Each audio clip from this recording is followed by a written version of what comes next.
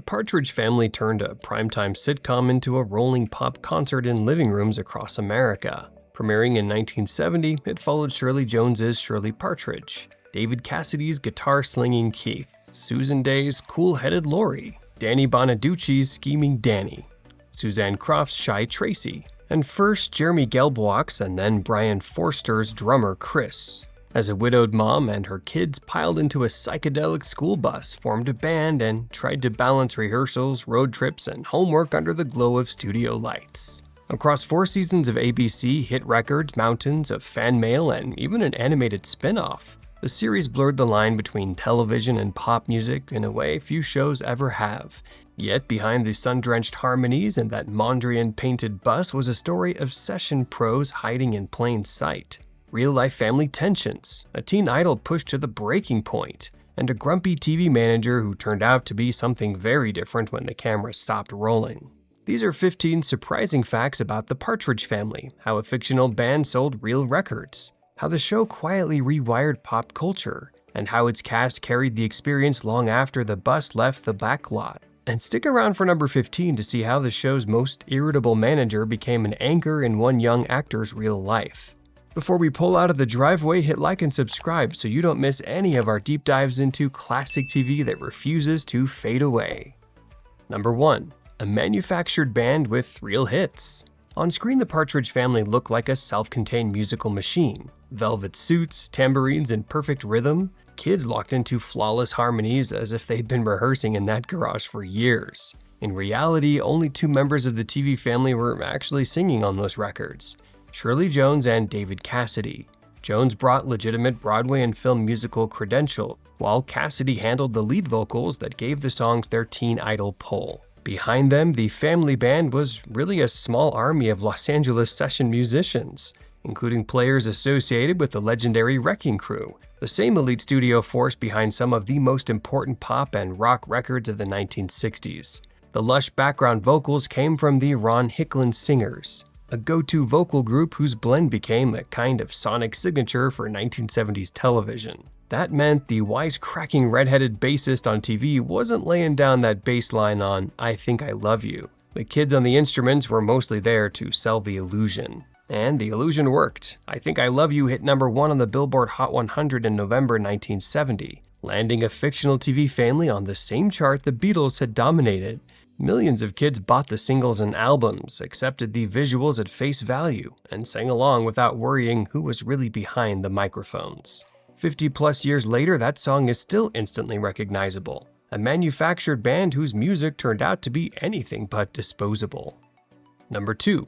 The real-life family that sparked the idea.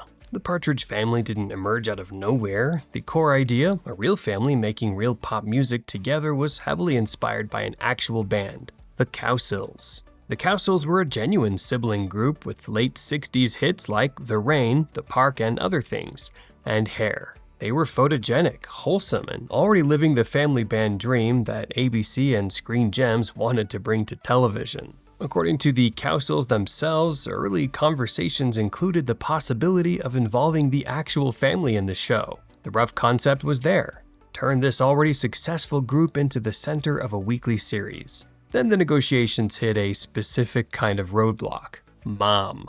The studio wanted a proven star as the on-screen matriarch and had its eye on Shirley Jones, an Oscar-winning actor with major musical credentials. The Cowsills were reportedly open to the idea of participating, but they wanted their real mother, Barbara Cowsill, to be part of the project. The studio refused. The Cowsills walked away. Hollywood kept the concept, recast the family, painted a bus, and built the Partridge Family as a fictionalized version of the Cowsills' basic story, now anchored by Shirley Jones and a cast of child actors.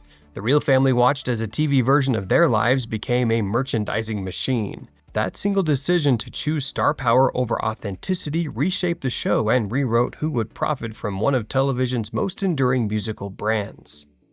Number 3. A stepmother playing mom on screen. For many viewers, Shirley Partridge felt like the ideal TV mom, warm, firm when she needed to be, and always able to pull a melody out of thin air. What most people didn't know is that behind that character was a very real family connection to the show's breakout star. Shirley Jones was David Cassidy's stepmother in real life.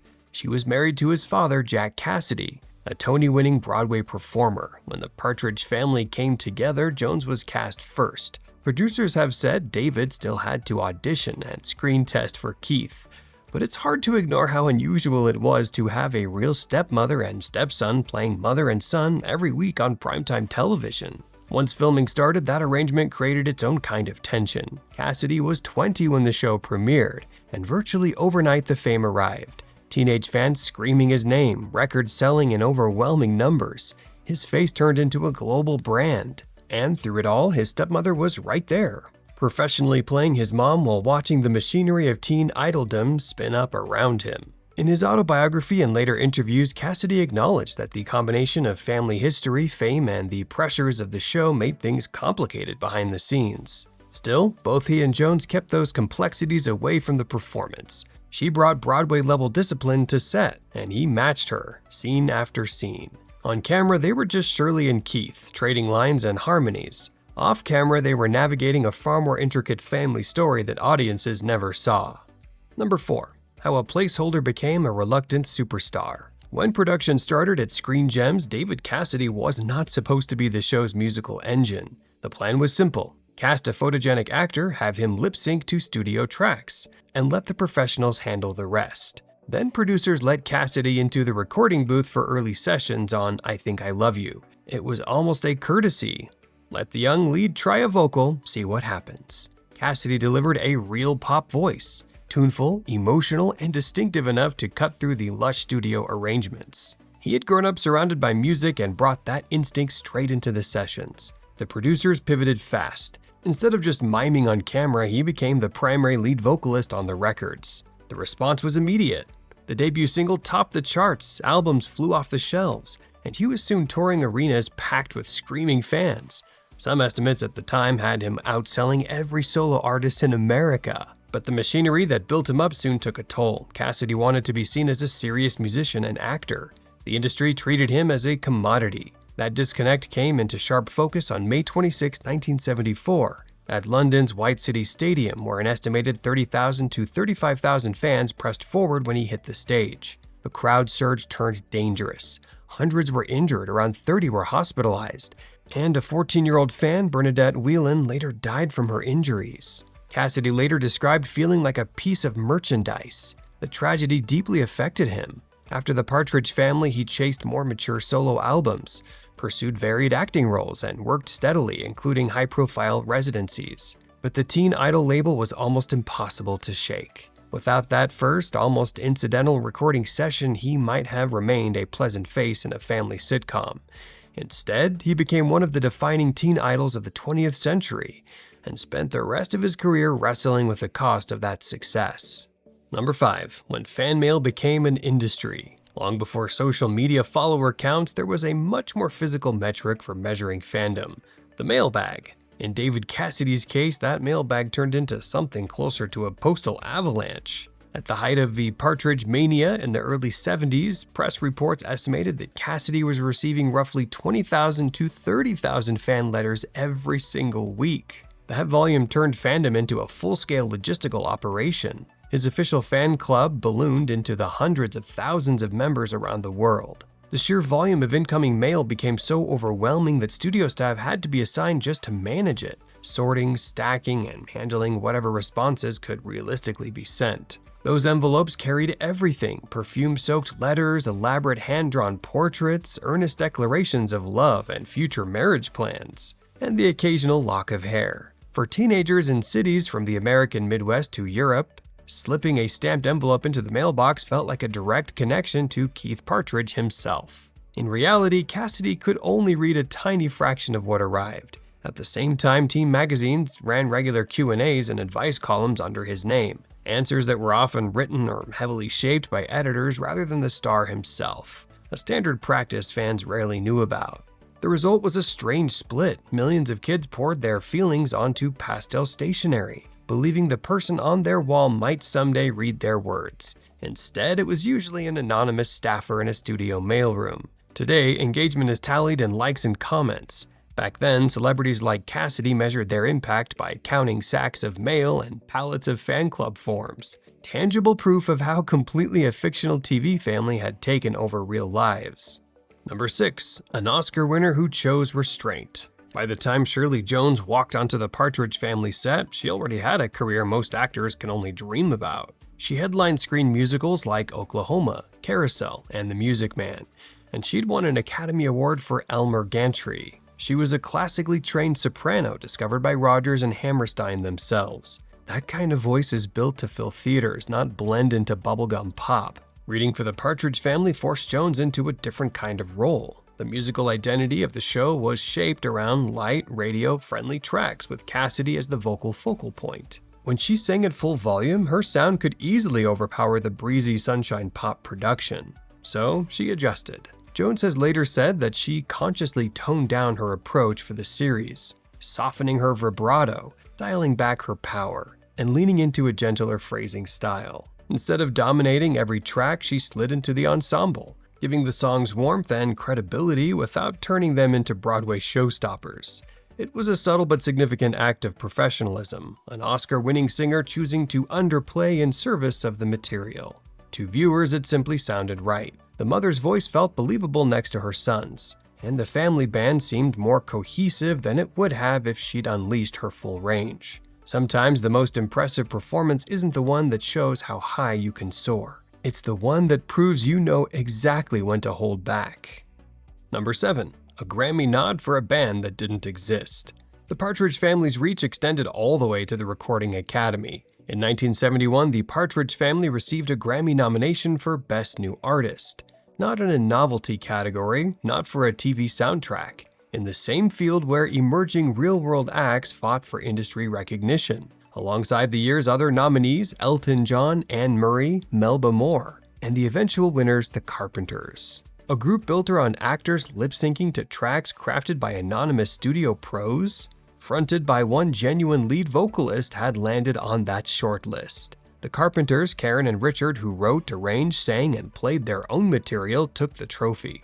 But the nomination itself stands as one of the strangest moments in Grammy history. A genuine industry honor for a group that only fully existed once the director yelled, "Action." Number 8. The theme song that quietly changed mid-journey. For many people, the Partridge Family is inseparable from one phrase.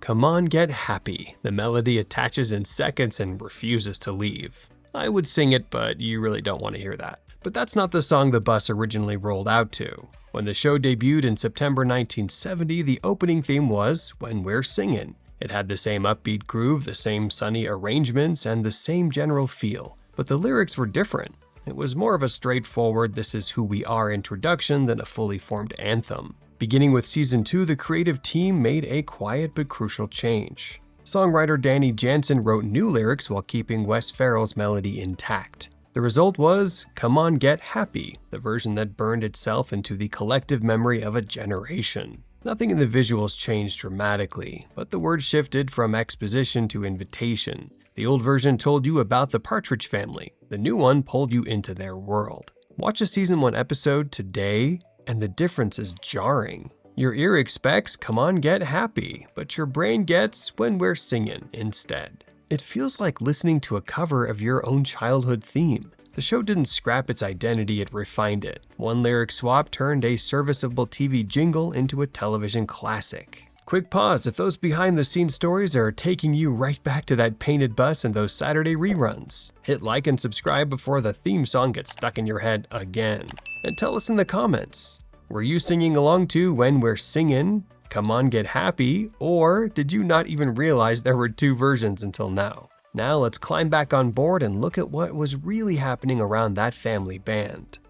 Number 9. The ever-changing faces in the back of the bus. For casual viewers, the Partridge Family looked stable. Same house, same bus, same mom leading her brood into another adventure. But if you watch closely, the younger members of the clan didn't stay quite as constant as the theme song suggests. Take Chris Partridge, the drummer. In season 1, he was played by Jeremy Gelbwaks, a quiet bowl-cut kid who fit right in with the show's early 70s aesthetic. Then season 2 arrived and suddenly Chris had changed. New face, new actor, no explanation. Brian Forster slid into the role without any on-screen acknowledgement that a swap had taken place.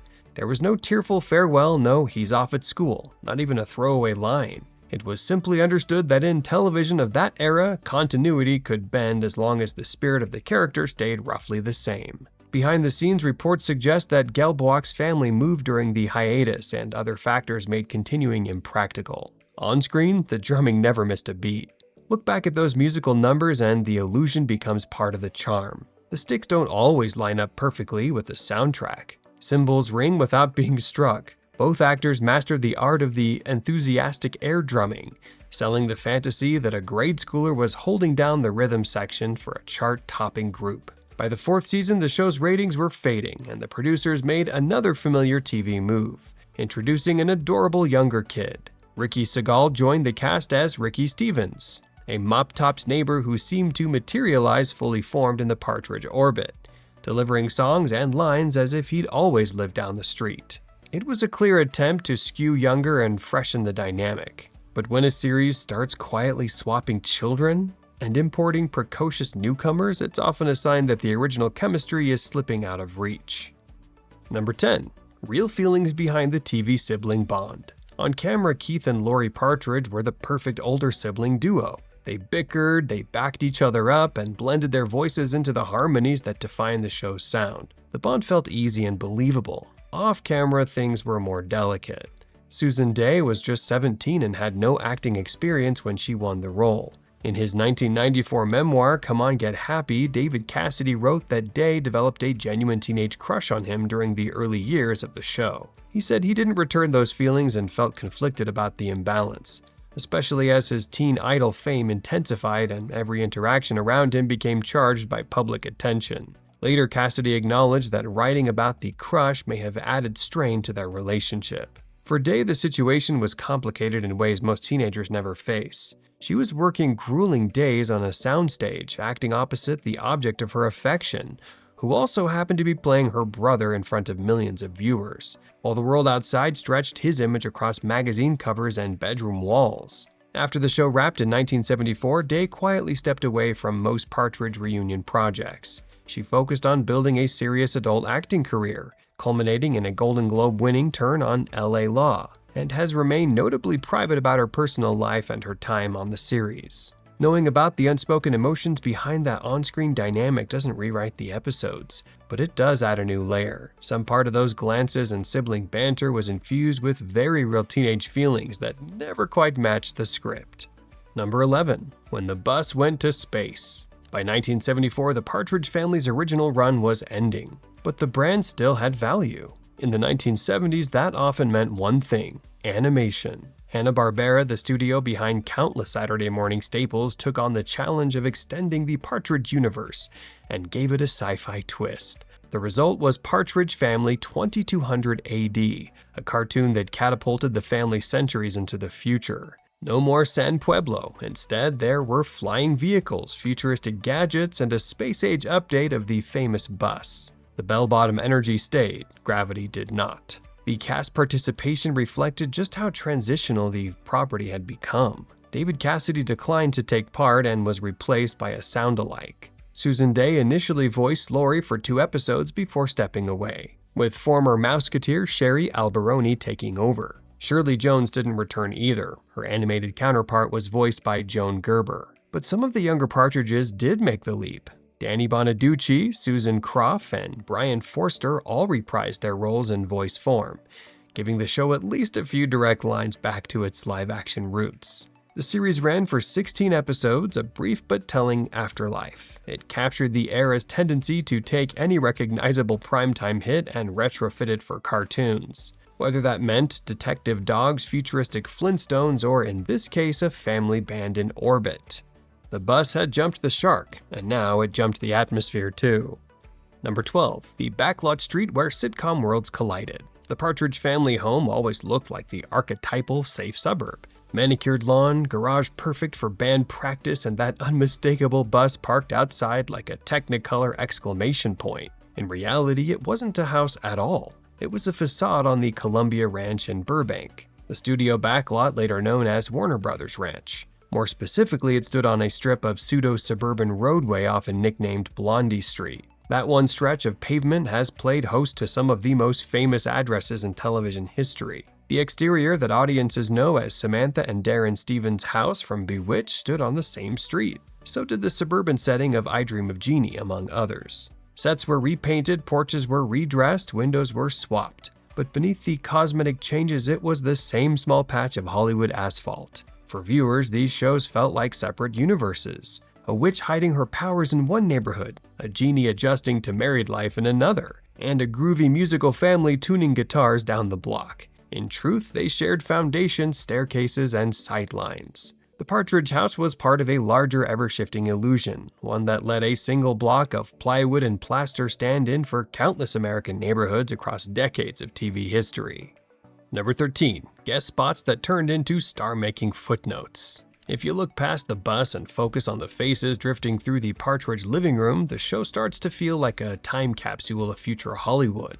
Mark Hamill appeared in a 1971 episode, years before Star Wars, as an earnest high schooler nursing a crush on Laurie. He had the same open, slightly vulnerable quality that would later define Luke Skywalker. He just hadn't left Earth yet. A young Jodie Foster turned up as a child smitten with Danny, already radiating the seriousness and focus that would later anchor some of the most acclaimed performances of her generation. Watching her act opposite kid co-stars, you can already sense the difference. Richard Pryor, who would go on to redefine stand-up comedy and push boundaries on film, showed up playing a squeaky clean club owner on a family-friendly sitcom. The contrast between his later reputation and his straight-laced early role is striking. And then there were other future stars, Farrah Fawcett appearing before her Charlie's Angels fame, Jackie Coogan, Louis Gossett Jr., Cheryl Ladd. The list reads like a who's who of the 70s and 80s shuttling in and out of one family's living room. Revisiting those episodes today feels like watching a minor leagues packed with future Hall of Famers. The kid who walks in to sell Keith a guitar or deliver a few lines might later end up with an Oscar, a hit series, or a pop culture legacy of their own. Number 14. The bus that became a mystery. If the Partridge Family had a single visual signature, it wasn't a costume or hairstyle, it was that bus. The multicolored Chevrolet school bus, often described as having a Mondrian-inspired paint job, started life in far more ordinary circumstances. It was a used vehicle purchased from the Orange County School District for around $500, then repainted and customized for the series. By the time it hit the screen, it had become a rolling billboard for the show's upbeat, slightly surreal tone. For 4 seasons, that bus was everywhere, in the opening credits, in concert trip storylines, and emblazoned across promotional materials. Then the series ended in 1974 and the bus slipped away. What happened next is part fact, part legend. After production wrapped, the bus was reportedly repainted white and reused in another show, Apple's Way, which filmed on the same lot. From there, its path gets murkier. Stories surfaced of a similar-looking bus parked behind a taco shop near USC in the early 1980s. Though fans and car enthusiasts have debated for years whether it was the actual vehicle or a look-alike. By 1987, a bus matching that description was said to have been towed and scrapped, but no one has ever definitively proven that it was the original Partridge bus. Multiple replicas have muddied the waters further. Promotional campaigns for Bell Records, a Nick at Night revival, and a 1999 TV movie all featured recreated versions of the iconic design. To a casual observer, any of them could pass for the real thing. Even Shirley Jones has admitted she doesn't know where the original ended up. No confirmed restoration has surfaced, no museum has unveiled it, and no scrapyard has been able to produce rock-solid proof that they dismantled it. For a vehicle that once symbolized pure TV happiness, its fate remains oddly unresolved, a piece of television history that seems to have rolled off into myth. Number 15. The grumpy manager who became a lifeline. On screen, Reuben Kincaid and Danny Partridge look like natural adversaries. Reuben, played by Dave Madden, was the perpetually exasperated manager. Danny Bonaduce's pint-sized schemer never missed a chance to needle him. Their back and forth became one of the show's comedic engines. Off-screen, their relationship was something else entirely. Bonaduce has spoken openly about his difficult childhood, describing a home life marked by instability and emotional turbulence. In the middle of that, the set of the Partridge Family became a kind of refuge, and within that refuge, one adult in particular stepped forward. According to Bonaduce, Dave Madden looked out for the kid who constantly shared his scenes. He paid attention when things seemed off, he listened. And at times when Bonaduce's personal life became especially rocky, Madden opened his home, giving the young actor a safe place to stay. This wasn't a studio-mandated mentorship program or a publicity storyline. Madden was a working character actor known for guarding his privacy.